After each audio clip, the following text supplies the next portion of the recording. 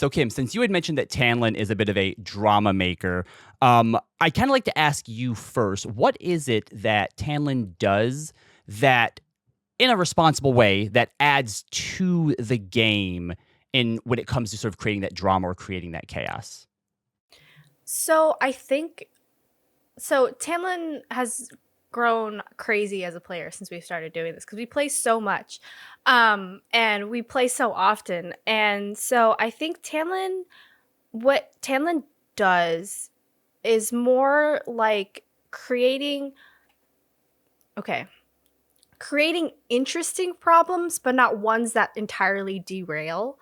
And I think that as long as a resolution comes about, then it's like, okay, we're okay. This didn't completely throw things off.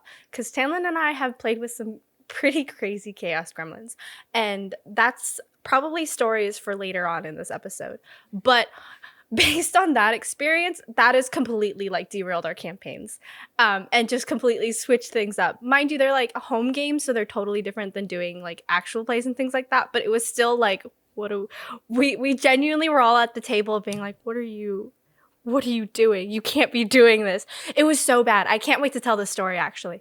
But I think like Tanlyn being definitely more of like a responsible like drama maker, just being like having these sort of things and like flaws about your characters is very interesting. And as long as you have like an interesting way you're doing it and you're not totally like throwing everything out the window and being like, well, we're doing what I'm doing now, then I think that it makes it interesting. And then as long as you're like, yeah, this we're coming to a resolution to it, maybe I won't, maybe my character will stop being so much of a chaos gremlin, maybe I'll figure it out, or maybe I won't. But I think that's kind of like I think that's what Tanlyn does and does it pretty well, especially like in our home games and stuff like that.